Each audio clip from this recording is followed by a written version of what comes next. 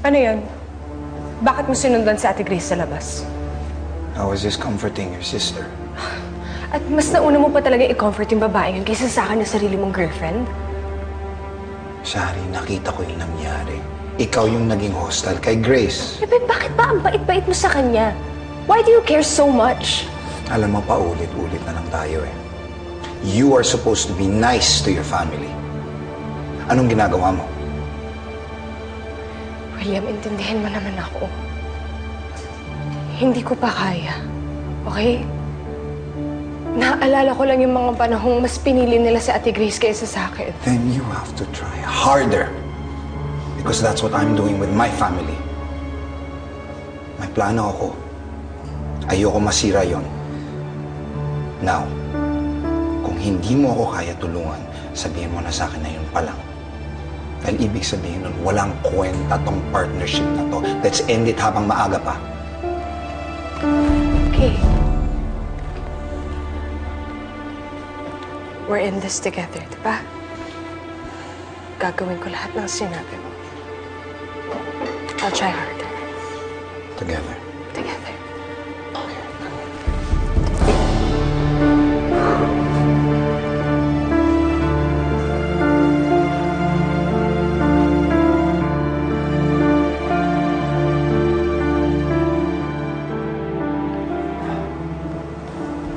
Hey, I know I've been saying na magiging okay din kayo ni Chari, pero ngayon hindi ko na siya maintindihan eh. Hindi mo nga kailangan mag-sorry sa kanya dahil wala ka namang kasalanan, di ba? Hindi ko din alam. Sa dami ng naging sagutan namin noon hanggang ngayon, siguro I'm still making her feel unloved. What? Grace, of course not. I mean, if anything, sumusobra ka nga sa bait. Regardless of what's happening, kinoconsider mo pa rin yung feelings niya. Habang siya naman sobrang insensitive na niya sa mga feelings mo. Hindi naman sa nanggagatong ako, but the truth is, magkaiba kayo kahit magkapatid kayo. Nasabi ko na rin yan about you and Kuya William. Yeah, but you know what? The big difference is, hindi naman talaga ganyan si Kuya William. Hey, I promise, mabait naman talaga yun eh. Dati nga, nung bata kami, iniisip ko siya yung perfect kuya. It's just that, minalas siya eh. Napasama siya sa mga nagda-drugs.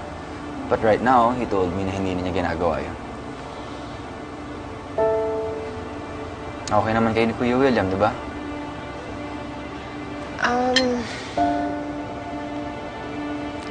I guess.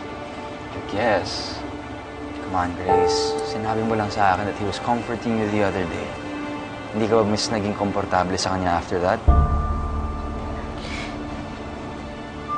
Sorry, Edward. Hindi ko pa rin masabi.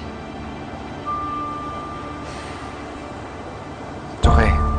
I understand. Look, eventually it will happen, but no pressure. It's your pace and your timing.